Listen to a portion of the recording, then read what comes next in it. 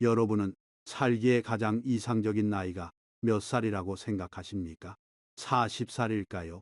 아니면 70살, 혹시 100살이라고 생각하시나요? 많은 분들이 이렇게 대답하실 겁니다. 젊고 활력 넘치는 40대, 경험과 지혜가 쌓인 70대, 또는 장수의 상징인 100세. 그런데 제가 만약 그런 숫자들이 아니라고 말한다면 어떨까요?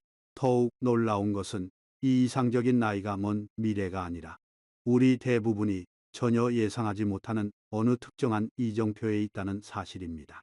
그 나이는 바로 우리가 건강하게 오래 살 수 있는지 아니면 급격히 쇠약해질지를 결정하는 분기점입니다.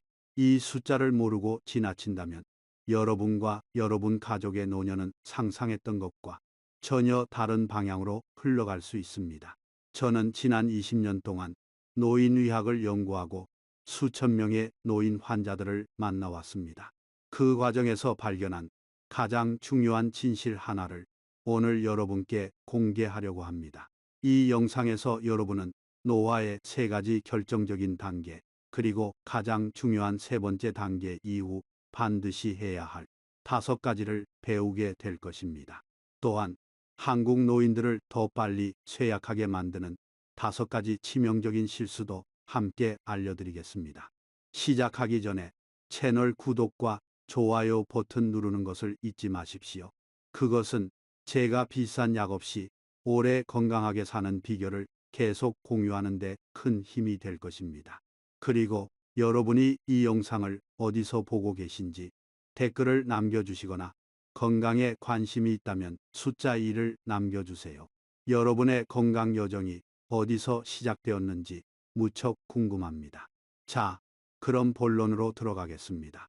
제가 말씀드리는 이 이상적인 숫자, 이 결정적인 나이는 과연 무엇일까요? 그 숫자는 바로 75세입니다. 75세라고 하면 많은 분들이 의아해 하실 겁니다. 75세가 왜 이상적인 나이인가요? 그것은 인생의 끝에 가까운 나이 아닌가요? 아닙니다. 75세는 끝이 아닙니다. 75세는 건강한 노년과 쇠약한 노년을 가르는 가장 명확한 경계선입니다. 이 나이를 기점으로 우리 몸은 완전히 다른 속도로 움직이기 시작합니다. 제가 왜 75세를 이정표라고 부르는지 설명해 드리겠습니다. 우리 몸은 50세 이전까지는 비교적 천천히 변화합니다. 물론 30대 후반부터 조금씩 체력이 떨어지고 40대에 들어서면 여기저기 불편한 곳이 생기지만 그래도 일상생활을 유지하는 데는 큰 문제가 없습니다. 하지만 50세를 넘어서면서부터 우리 몸은 첫 번째 변화의 단계에 접어듭니다. 50세 이후에 첫 번째 단계는 조용한 변화의 시기입니다. 근육량이 서서히 감소하기 시작하고 뼈의 밀도가 약해지며 호르몬 분비가 줄어듭니다. 시력이 흐려지고 청력도 예전 같지 않습니다. 하지만 이 모든 변화는 너무나 천천히 일어나기 때문에 대부분의 사람들은 자신이 여전히 건강하다고 생각합니다. 이것이 바로 첫 번째 위험입니다.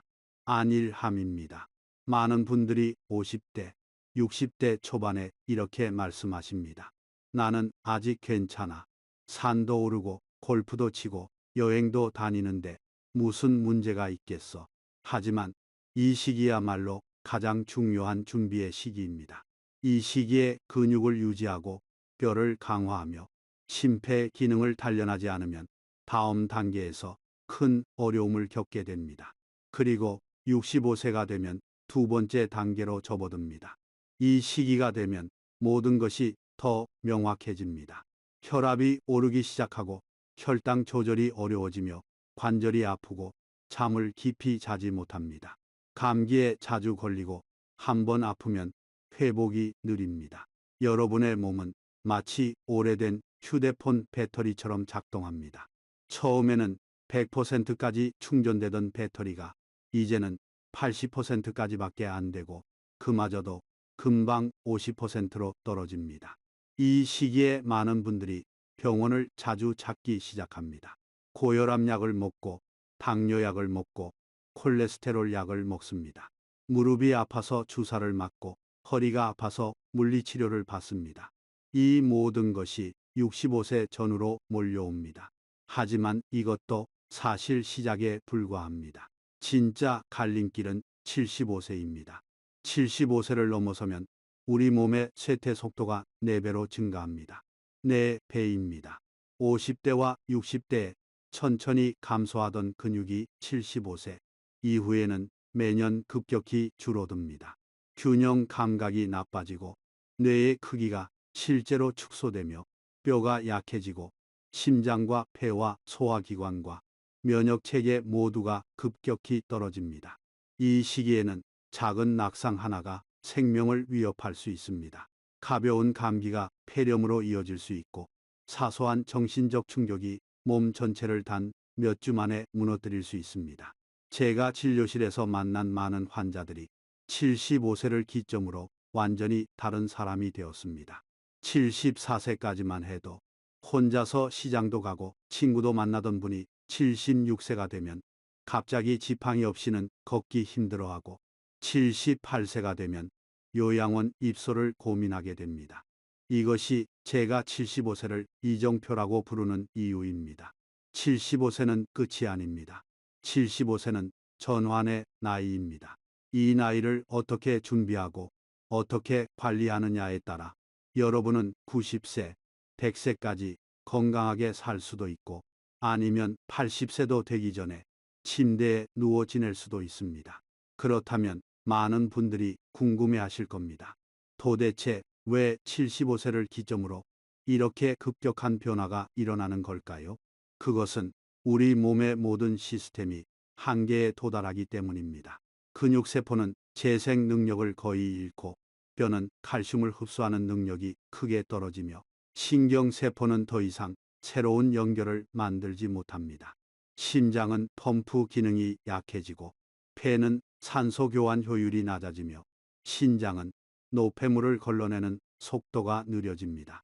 이 모든 것이 동시에 일어납니다. 마치 오래된 집의 기둥, 지붕, 수도관, 전기선이 동시에 낡아가는 것과 같습니다. 한두 가지만 고치면 될 때는 괜찮지만 모든 것이 동시에 무너지기 시작하면 집 전체가 위험해집니다. 우리 몸도 마찬가지입니다. 하지만 여기서 중요한 사실 하나를 말씀드리겠습니다. 이 모든 변화는 피할 수 없지만 속도를 늦출 수는 있습니다. 적절한 관리와 올바른 생활 습관으로 75세 이후의 쇠퇴를 4배에서 2배로 심지어 1배로 줄일 수 있습니다. 그것이 바로 오늘 제가 여러분께 전하고자 하는 핵심 메시지입니다. 저는 지난 20년 동안 수많은 노인 환자들을 만나면서 한 가지 명확한 패턴을 발견했습니다. 같은 75세라도 어떤 분은 혼자서 등산을 다니고 손주들과 놀아주며 활기차게 사십니다. 반면 어떤 분은 휠체어에 의지하고 매일 약을 먹으며 병원을 전전합니다. 이 두 사람의 차이는 무엇일까요? 유전자일까요? 돈일까요? 아닙니다. 가장 큰 차이는 그들이 50대, 60대, 그리고 70대 초반에 무엇을 했느냐입니다. 어떤 음식을 먹었고, 어떤 운동을 했으며, 어떤 사람들과 시간을 보냈고, 어떤 마음가짐으로 살았느냐입니다. 그리고 75세 이후에도 올바른 선택을 계속했느냐 아니냐입니다. 제가 오늘 여러분께 알려드릴 5가지 원칙은 바로 이 건강한 노인들이 공통적으로 실천하고 있는 것들입니다. 이것들은 복잡한 의학 지식이 아닙니다. 비싼 약이나 특별한 치료도 아닙니다. 누구나 오늘부터 당장 시작할 수 있는 간단하지만 강력한 습관들입니다. 그럼 이제 본격적으로 75세 이후 반드시 해야 할 5가지에 대해 말씀드리겠습니다. 이 5가지는 순서대로 중요한 것이 아닙니다. 모든 것이 똑같이 중요하며 하나라도 소홀히 하면 나머지 4가지의 효과도 반감됩니다. 그러니 끝까지 집중해서 들어주시기 바랍니다. 첫 번째, 근육을 축적하십시오. 돈보다 중요한 것이 근육입니다. 많은 분들이 노년을 위해 돈을 모으십니다. 물론 돈도 중요합니다. 하지만 아무리 돈이 많아도 근육이 없으면 여러분은 혼자 걷지 못하고 혼자 화장실에 가지 못하며 혼자 밥을 먹지 못합니다. 돈이 여러분을 일으켜 세우지 못합니다. 근육이 여러분을 일으켜 세웁니다. 75세 이후 가장 무서운 것이 무엇인지 아십니까? 낙상입니다. 넘어지는 것입니다. 한국에서 매년 65세 이상 노인 중 3분의 1이 최소 한 번 이상 넘어집니다. 그리고 그중 절반 이상이 골절상을 입습니다. 대퇴골 골절이 발생하면 1년 내 사망률이 20%에 달합니다. 살아남아도 절반 이상이 이전의 활동 수준을 회복하지 못합니다. 왜 넘어질까요? 다리 근육이 약하기 때문입니다. 특히 속근 섬유라고 하는 순발력을 담당하는 근육이 약하기 때문입니다. 많은 노인분들이 매일만 보시 걷습니다. 훌륭한 습관입니다. 하지만 걷기만으로는 속근 섬유를 지킬 수 없습니다. 걷기는 지근 섬유, 즉 지구력을 담당하는 근육만 유지시켜 줍니다. 제 환자 중에 78세 황 씨라는 분이 계셨습니다. 매일 아침 1시간씩 공원을 걸으셨습니다. 만보기를 차고 다니며 하루도 빠짐없이 만보를 채우셨습니다. 그런데 어느 날 집 화장실에서 넘어지셨습니다. 균형을 잃고 쓰러지는 순간 몸을 지탱할 힘이 없었던 겁니다. 대퇴골이 부러졌고 수술을 받으셨지만 그 이후로는 지팡이 없이 걷지 못하게 되셨습니다. 황 씨는 제게 이렇게 말씀하셨습니다. 나는 매일 걸었는데 왜 이런 일이 생긴 거죠? 저는 대답했습니다. 걷기는 넘어지지 않게 막아주지 못합니다. 넘어질 때 순간적으로 몸을 지탱하는 것은 대퇴사 두근과 둥근, 즉 허벅지 앞쪽과 엉덩이 근육입니다. 이 근육들은 걷기로는 충분히 단련되지 않습니다. 그렇다면 어떻게 해야 할까요? 가장 간단하고 효과적인 운동이 있습니다. 바로 앉았다 일어서기입니다. 영어로는 시트 스탠드, 의자에서 일어났다 앉기 운동입니다. 하루에 3세트만 하십시오. 한 세트에 10번에서 15번. 의자에 앉았다가 팔을 쓰지 않고 다리 힘만으로 일어서십시오. 천천히 앉으십시오. 이것이 전부입니다. 이 운동은 대퇴사 두근과 둥근을 집중적으로 단련합니다. 이 근육들은 노인 신체의 엔진입니다. 이 엔진이 강하면 여러분은 계단을 오르고 버스를 타고 시장을 다니고 손주를 안을 수 있습니다. 이 엔진이 약하면 여러분은 침대에 누워 있게 됩니다. 처음에는 힘들 수 있습니다. 5번도 힘들 수 있습니다. 괜찮습니다. 처음에는 의자 팔걸이를 가볍게 잡고 하십시오. 매일 조금씩 늘리십시오. 한 달 후면 여러분은 전혀 다른 사람이 될 것입니다. 다리가 단단해지고 허리가 펴지며 걸음걸이가 달라집니다. 근육은 나이가 들어도 늘어납니다. 이것은 과학적으로 증명된 사실입니다. 80세, 90세에도 올바른 운동을 하면 근육량이 증가합니다. 문제는 운동을 하지 않는 것입니다. 움직이지 않으면 근육은 매년 1에서 2%씩 사라집니다. 10년이면 10에서 20%입니다. 그것이 여러분을 휠체어에 앉히는 것입니다. 두 번째, 단백질을 충분히 섭취하십시오. 이것은 생존의 문제입니다. 노인들은 젊은 사람들보다 더 많은 단백질이 필요합니다. 이것을 아는 사람이 많지 않습니다. 대부분의 노인분들은 담백한 식사를 하십니다. 죽, 나물, 된장찌개. 물론 나쁜 음식이 아닙니다. 하지만 충분하지 않습니다. 노인의 몸에는 동화저항성이라는 현상이 일어납니다. 같은 양의 단백질을 먹어도 젊은 사람보다 흡수율이 낮습니다. 근육으로 가는 단백질이 적습니다. 그래서 더 많이 먹어야 합니다. 일반 성인은 체중 1kg당 하루 0.8g의 단백질이 필요합니다.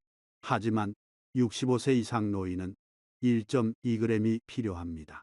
75세 이상은 1.5g까지도 필요합니다. 체중 60kg인 75세 노인이라면 하루에 90g의 단백질이 필요합니다. 90g이 얼마나 되는지 아십니까? 계란 한 개에 약 6g, 두부 한 모에 약 20g, 닭가슴살 100g에 약 23g입니다. 90g을 채우려면 하루에 계란 서너 개, 고기나 생선 200g, 두부 반모 정도는 먹어야 합니다. 하지만 많은 노인분들이 이만큼 먹지 못합니다. 이가 불편해서 소화가 안 돼서 고기가 느끼해서 피합니다. 그러면 어떻게 될까요? 몸은 생존을 위해 근육을 분해해서 단백질을 만듭니다. 여러분이 먹지 않으면 몸이 스스로를 먹는 겁니다. 근육이 사라지고 면역력이 떨어지며 상처가 아물지 않고 피곤이 쌓입니다. 제 환자 중에 82세이시라는 할머니가 계셨습니다. 키가 155cm인데 몸무게가 42kg이었습니다.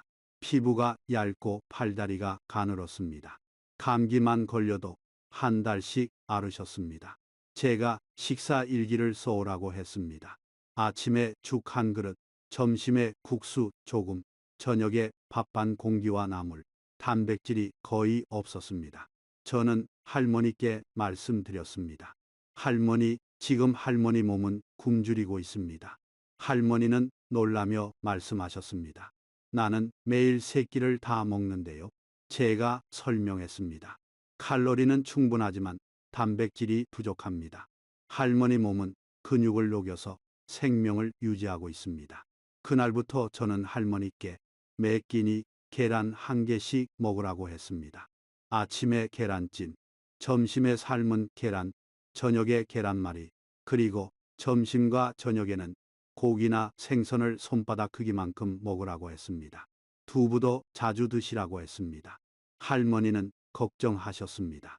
그렇게 많이 먹으면 콜레스테롤이 오르지 않을까요? 저는 대답했습니다. 할머니, 지금 할머니에게 위험한 것은 콜레스테롤이 아니라 근육 손실입니다.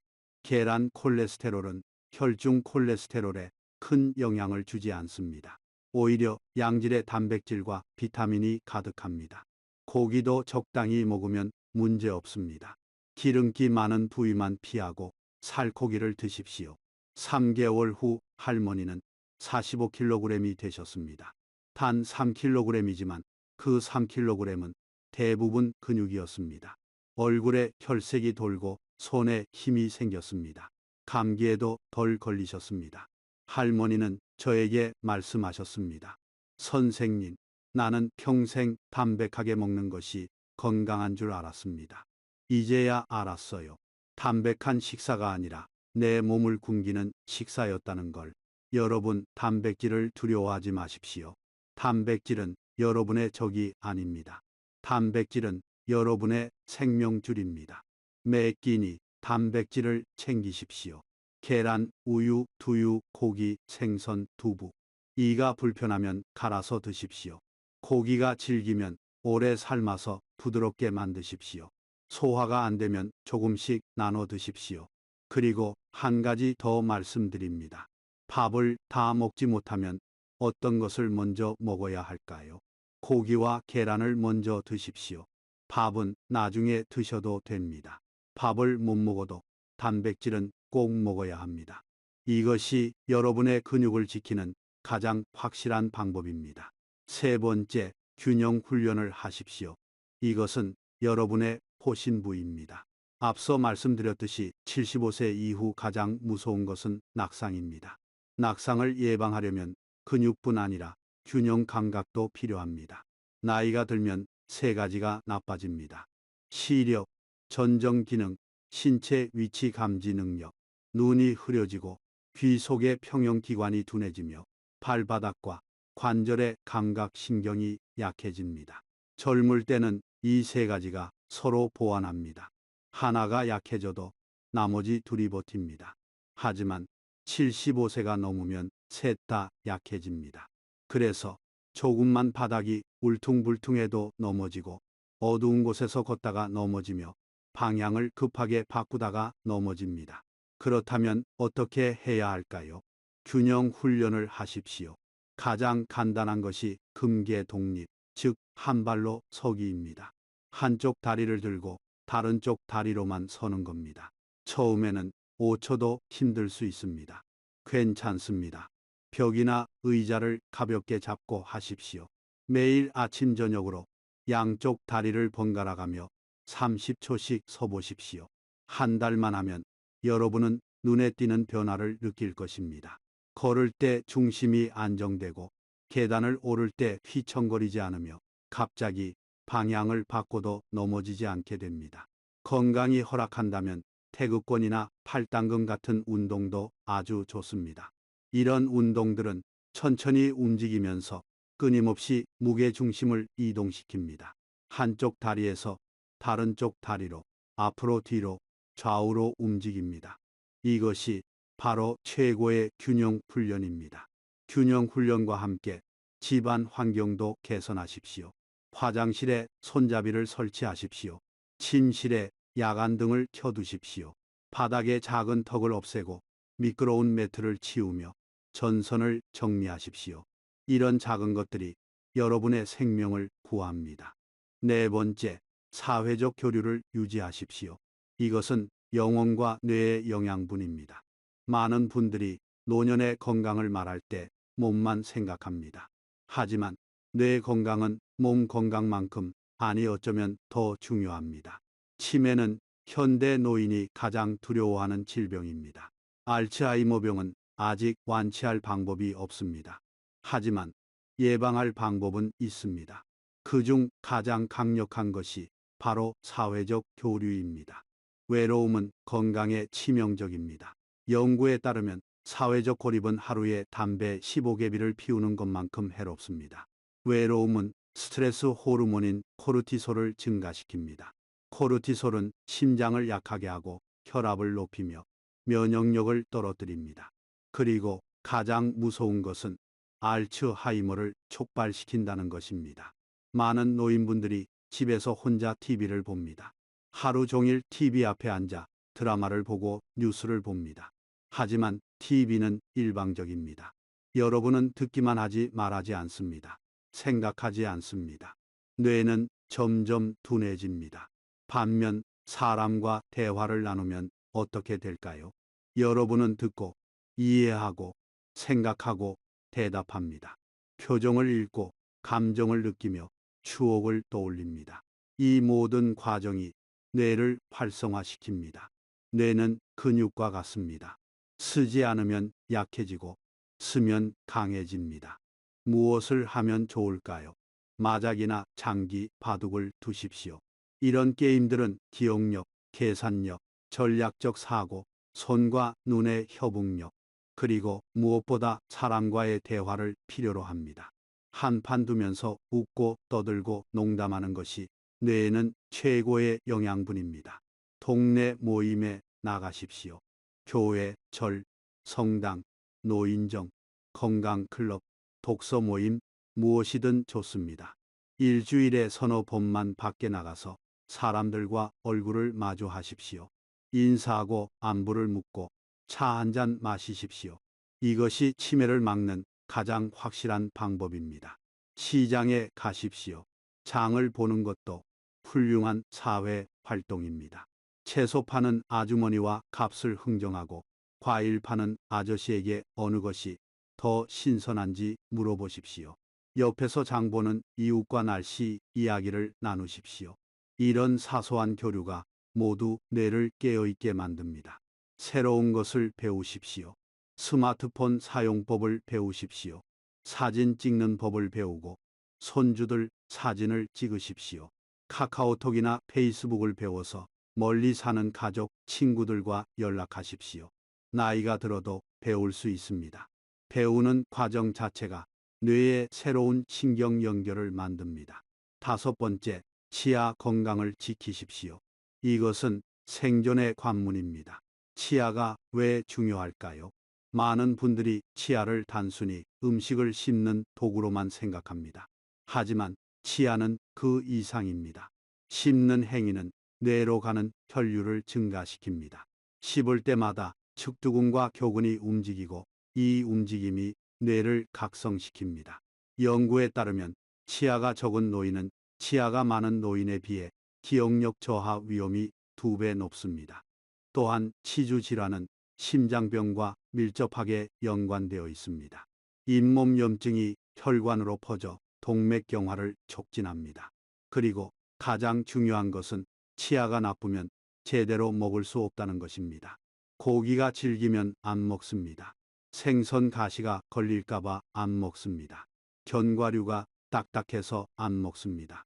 그러면 단백질 섭취가 줄어들고 영양이 부족해지며 체중이 감소하고 근육이 사라집니다.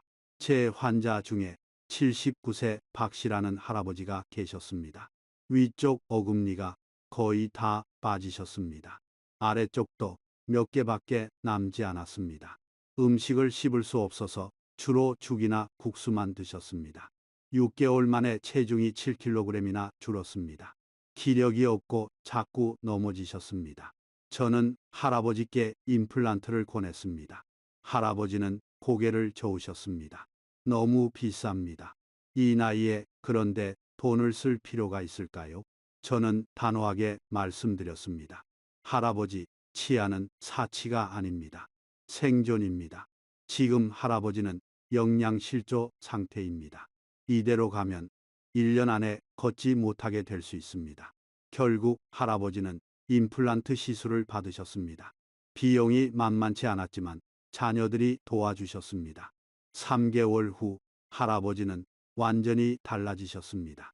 고기를 드시고 사과를 드시고 견과류를 드셨습니다. 체중이 다시 늘고 얼굴에 생기가 돌았습니다. 할아버지는 저에게 말씀하셨습니다. 선생님, 이렇게 맛있게 먹을 수 있다는 게 이렇게 행복한 줄 몰랐습니다. 여러분, 치아에 돈 아까워하지 마십시오. 임플란트, 틀니, 교정 무엇이든 필요하면 하십시오. 6개월마다 스케일링을 받으십시오. 치과 검진을 받으십시오. 그리고 매일 아침 잇몸을 가볍게 마사지하십시오. 손가락으로 잇몸을 두드리고 문질러 혈액순환을 촉진하십시오. 치아가 건강하면 무엇이든 먹을 수 있습니다. 무엇이든 먹을 수 있으면 영양이 충분합니다. 영양이 충분하면 근육이 유지됩니다. 근육이 유지되면 활동할 수 있습니다. 활동하면 뇌가 깨어 있습니다. 이 모든 것이 연결되어 있습니다. 자, 여기까지가 75세 이후 반드시 해야 할 5가지였습니다. 근육 축적, 단백질 섭취, 균형 훈련, 사회적 교류, 치아 건강. 이 5가지만 지키면 여러분은 90세, 100세까지도 자립적이고 활기찬 삶을 살 수 있습니다. 하지만 여기서 끝이 아닙니다. 해야 할 것을 아는 것만큼 하지 말아야 할 것을 아는 것도 중요합니다. 이제부터는 한국 노인들이 흔히 저지르는 5가지 치명적인 실수에 대해 말씀드리겠습니다. 이 실수들은 선의에서 비롯되지만 결과는 참담합니다. 여러분이나 여러분 부모님이 이런 실수를 하고 있지는 않은지 확인해 보십시오. 첫 번째 실수, 무거운 물건을 드는 것을 두려워하는 것입니다. 많은 노인분들이 조금이라도 무거운 것은 절대 들지 않으려고 합니다. 허리가 다칠까봐, 넘어질까봐, 탈장이 생길까봐 두려워합니다. 그래서 장바구니도 남에게 맡기고 물병도 누가 들어다 달라고 하며 문도 누가 열어달라고 합니다. 하지만 이것은 악순환입니다. 무거운 것을 들지 않으면 근육이 약해집니다. 근육이 약해지면 더 가벼운 것도 무겁게 느껴집니다. 그래서 더 들지 않게 됩니다. 결국 몇 년 후에는 빈 냄비도 들기 힘들어집니다. 늙어서 무거운 것을 들면 안 된다는 생각은 위험합니다. 물론 무리하게 드는 것은 피해야 합니다. 하지만 적당한 무게는 근육 유지에 필수적입니다. 장바구니를 들고 물병을 나르고 문을 밀고 선반에서 물건을 꺼내는 것, 이 모든 것이 자연스러운 근력 운동입니다. 중요한 것은 자세입니다. 무릎을 굽히고 허리를 펴고 물건을 몸에 가까이 붙여서 드십시오. 갑자기 들지 말고 천천히 드십시오. 숨을 참지 말고 내쉬면서 드십시오. 올바른 자세로 드는 것은 안전하고 근육에 좋습니다. 두 번째 실수, 자녀에게 폐를 끼칠까봐 도움을 청하지 않는 것입니다. 한국 노인분들의 가장 큰 미덕이자 가장 큰 약점이 바로 이것입니다. 자식에게 짐이 되고 싶지 않다는 마음. 그래서 위험한 일도 혼자 하려고 합니다. 높은 선반에 물건을 꺼내려고 의자를 쌓아 올라가고 무거운 이불을 혼자 들어 올리며 화장실 청소를 하려고 욕조 안으로 들어갑니다. 그 결과 어떻게 될까요? 병원 응급실에는 이런 사고로 온 노인들로 가득합니다. 의자에서 떨어져 머리를 다치고 욕조에서 미끄러져 골반뼈가 부러지고 무거운 것을 들다가 허리를 삐끗합니다. 제 환자 중에 81세 김씨 할머니가 계셨습니다. 어느 날 밤 화장실에서 넘어지셨습니다. 밤에 일어나셔서 화장실에 가는데 어두웠고 불을 켜려고 손을 뻗다가 균형을 잃으셨습니다. 바닥에 쓰러지셨는데 일어날 수가 없었습니다. 고관절이 부러진 겁니다. 할머니는 혼자 사셨습니다. 자녀들은 같이 살자고 했지만 폐 끼치기 싫다고 거절하셨습니다. 전화기는 거실에 있었고 휴대폰은 침대 옆에 있었습니다. 할머니는 화장실 바닥에서 새벽까지 누워 계셨습니다. 다행히 아침에 딸이 전화했고 받지 않자 급히 와서 발견했습니다. 병원에서 수술을 받으셨지만 회복이 더뎠습니다. 수술 후 합병증으로 폐렴이 왔고 3개월 동안 입원하셨습니다. 퇴원 후에도 예전처럼 걷지 못하게 되셨습니다. 결국 요양원에 들어가셨습니다. 할머니는 저에게 눈물을 글썽이며 말씀하셨습니다. 자식들한테 짐이 되기 싫어서 혼자 살았는데 오히려 더 큰 짐이 되어버렸네요. 저는 마음이 아팠습니다.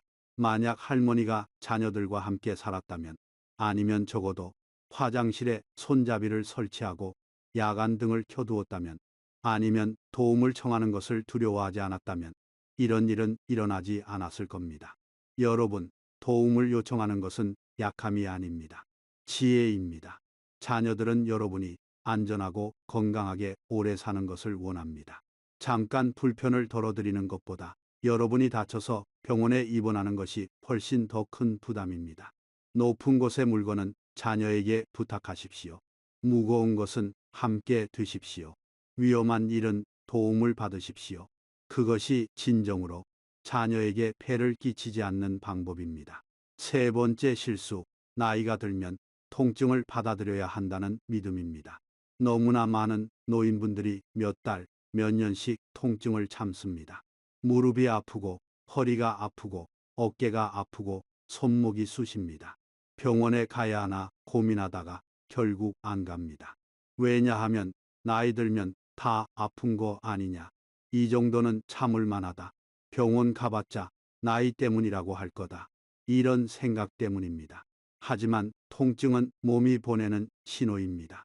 어딘가 문제가 있다는 경고입니다. 무릎 통증 뒤에는 조기 관절염이 숨어 있을 수 있고 허리 통증 뒤에는 척추 질환이나 골다공증이 있을 수 있으며 가슴 통증 뒤에는 심장이나 폐 문제가 있을 수 있습니다. 제 환자 중에 77세 최 씨 할아버지가 계셨습니다. 3년 동안 허리 통증으로 고생하셨습니다. 아침에 일어날 때 특히 심했습니다. 하지만 병원에 가지 않으셨습니다. 나이 들면 다 허리 아프다고 생각하셨습니다. 파스 붙이고 참으셨습니다. 어느 날 갑자기 다리에 힘이 빠지면서 주저앉으셨습니다. 응급실에 실려오셨습니다. MRI를 찍어보니 척추관 협착증이 심각한 상태였습니다. 신경이 눌려서 다리로 가는 신호가 차단되고 있었습니다. 즉시 수술을 받아야 했습니다. 의사는 말했습니다. 왜 이렇게 오래 참으셨습니까? 1년 전만 해도 간단한 치료로 좋아질 수 있었는데 이제는 수술밖에 방법이 없습니다. 할아버지는 후회하셨습니다. 미리 왔으면 수술까지 안 해도 됐을 텐데 통증은 참는 것이 미덕이 아닙니다. 조기에 발견하고 치료하면 간단하게 해결될 수 있는 문제들이 많습니다. 관절염도 초기에는 약물과 운동으로 관리할 수 있지만 진행되면 인공관절 수술을 해야 합니다. 골다공증도 초기에 발견하면 약으로 뼈를 강화할 수 있지만 이미 골절이 생긴 후에는 회복이 어렵습니다. 여러분, 통증이 2주 이상 지속되면 병원에 가십시오. 참지 마십시오. 나이 때문이라고 단정 짓지 마십시오. 조기 발견, 조기 치료가 여러분의 삶의 질을 지킵니다. 네 번째, 실수. 기름기를 너무 두려워하는 것입니다. 콜레스테롤에 대한 공포가 많은 노인분들을 영양실조로 몰아넣고 있습니다. 기름진 음식은 절대 안 된다. 계란은 일주일에 두세 개만, 고기는 살코기만 조금, 생선도 고등어나 삼치 같은 기름진 것은 피해야 한다. 모든 음식을 삶거나 찌거나 데쳐서만 먹습니다. 하지만 노인에게 좋은 지방은 필수적입니다. 지방은 비타민 A, D, E, K를 흡수하는 데 꼭 필요합니다. 이 비타민들은 지용성이라서 기름 없이는 몸에 흡수되지 않습니다. 비타민 D는 근육과 뼈 건강에 필수적이고, 비타민 E는 항산화 작용을 하며, 비타민 A는 시력과 면역력에 중요합니다. 또한 뇌의 60%는 지방으로 이루어져 있습니다. 좋은 지방이 부족하면 뇌 기능이 떨어집니다. 호르몬 생성에도 지방이 필요하고, 에너지를 내는데도 지방이 필요하며, 근육을 유지하는데도 지방이 필요합니다. 제 환자 중에 74세 정씨 할머니가 계셨습니다. 콜레스테롤 수치가 조금 높다는 말을 듣고 극단적으로 기름을 끊으셨습니다. 모든 음식을 물에 삶아서 드시고, 계란 노른자는 버리고 흰자만 드시며, 고기는 아예 드시지 않으셨습니다.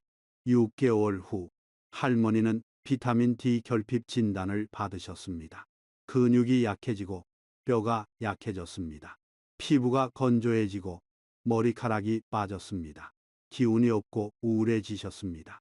콜레스테롤은 조금 낮아졌지만 전반적인 건강 상태는 훨씬 나빠졌습니다. 저는 할머니께 설명했습니다.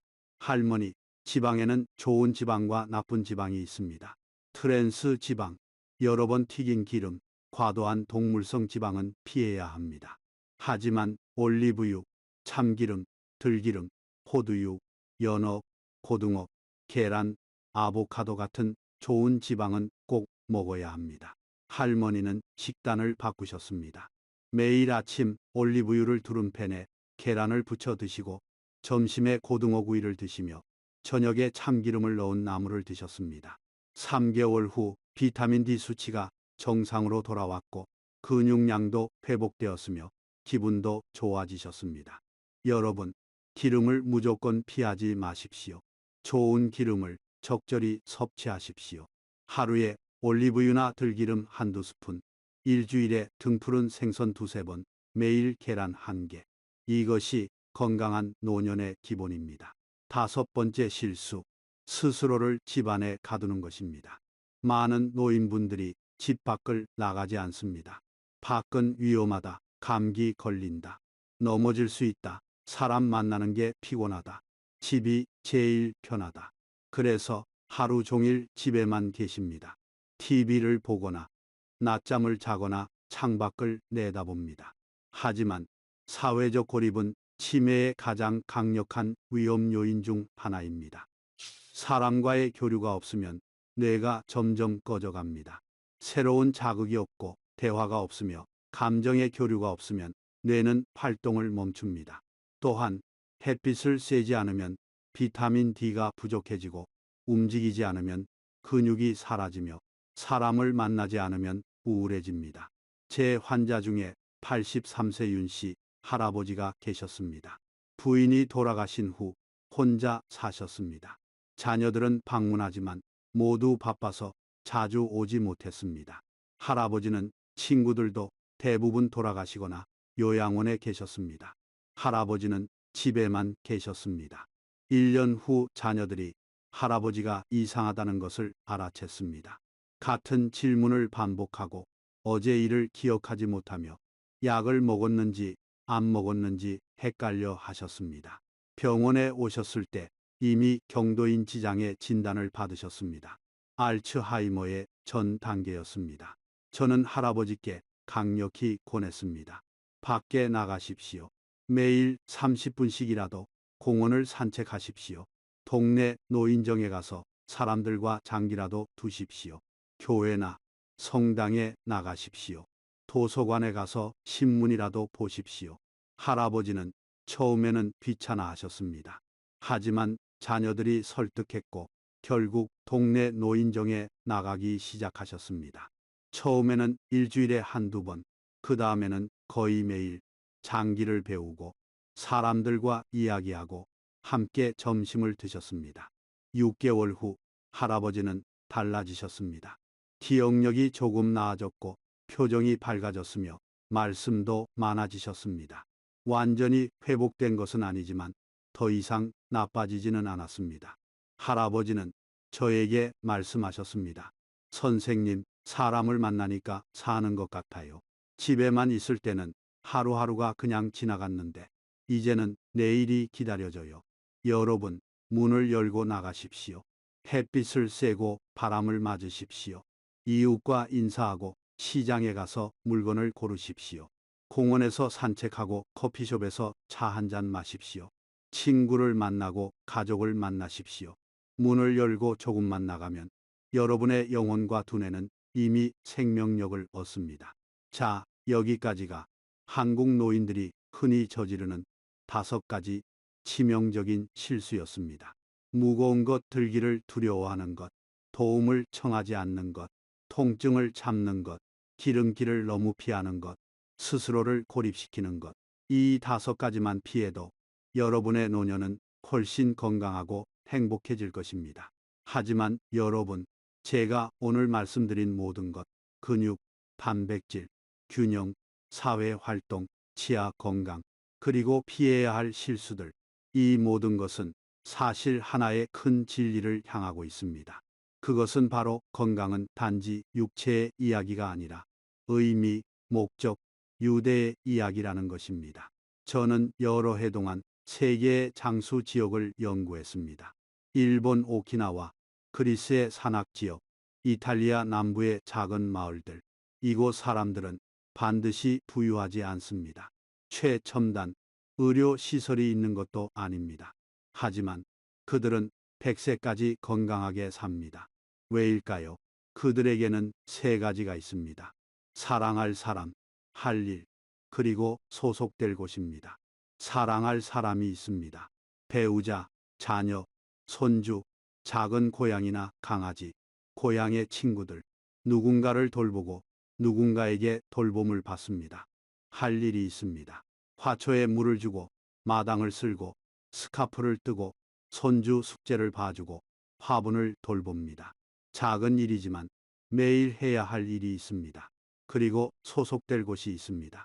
건강클럽, 옛 친구 모임, 신앙 공동체, 독서 모임, 매일 아침 가는 카페, 자신이 속한 곳, 환영받는 곳이 있습니다. 아무도 부유해서 장수하지 않습니다.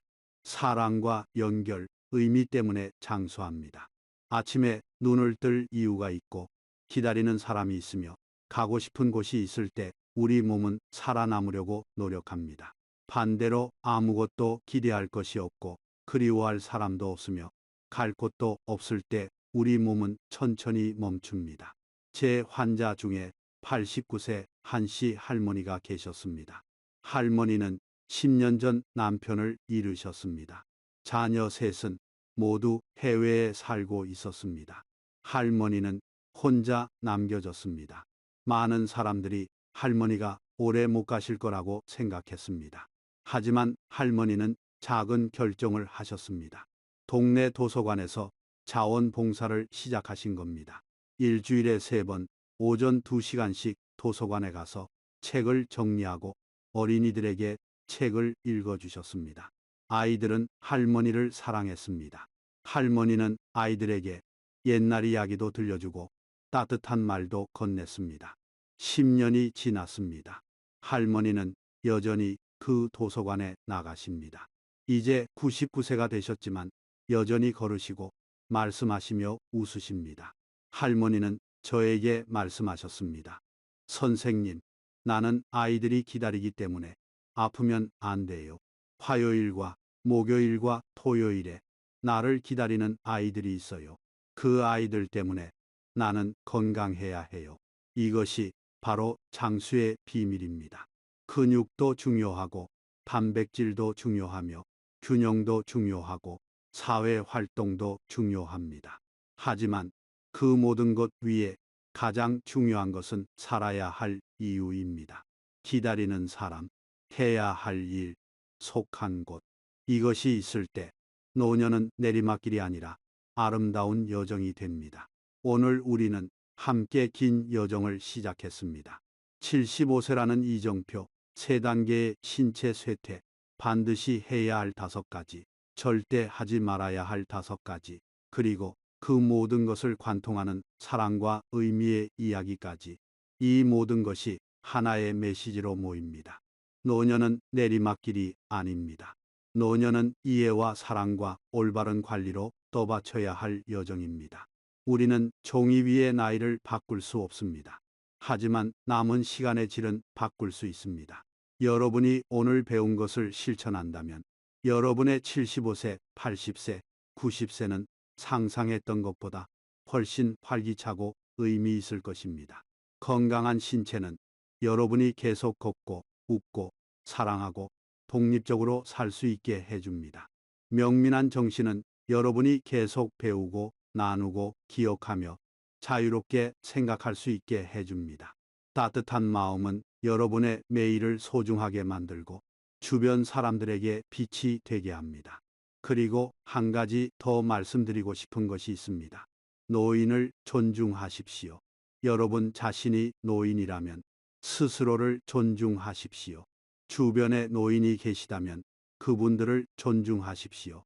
75세, 80세, 90세를 사신다는 것은 수많은 상실과 희생과 조용한 고통을 견뎌냈다는 의미입니다. 그분들은 전쟁을 겪었고 가난을 견뎌냈으며 자녀를 키웠고 이 나라를 일으켰습니다. 그분들의 주름 하나하나에는 이야기가 담겨 있습니다. 그러니 노인이 느리다고 재촉하지 마십시오. 노인이 잊어버린다고 짜증내지 마십시오. 노인이 같은 말을 반복한다고 외면하지 마십시오. 대신 천천히 기다려주고 부드럽게 상기시켜주며 다시 한번 들어주십시오. 그것이 우리가 노인에게 그리고 미래에 우리 자신에게 줄 수 있는 가장 큰 선물입니다. 오늘 이 영상이 여러분에게 도움이 되었다면 좋아요 버튼을 눌러주십시오. 여러분의 부모님, 형제자매, 친구들과 이 영상을 공유해 주십시오. 건강 정보는 나누면 나눌수록 더 많은 생명을 구합니다. 댓글로 여러분의 생각을 남겨주십시오. 여러분은 어떤 부분이 가장 인상 깊으셨나요? 여러분이나 여러분 가족은 이 중 어떤 것을 실천하고 계신가요?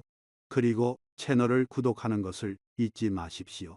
앞으로도 저는 비싼 약이나 복잡한 치료 없이 건강하게 오래 사는 방법을 계속 공유할 것입니다. 영양, 운동, 정신 건강, 만성 질환 관리, 모든 것을 여러분과 나누겠습니다.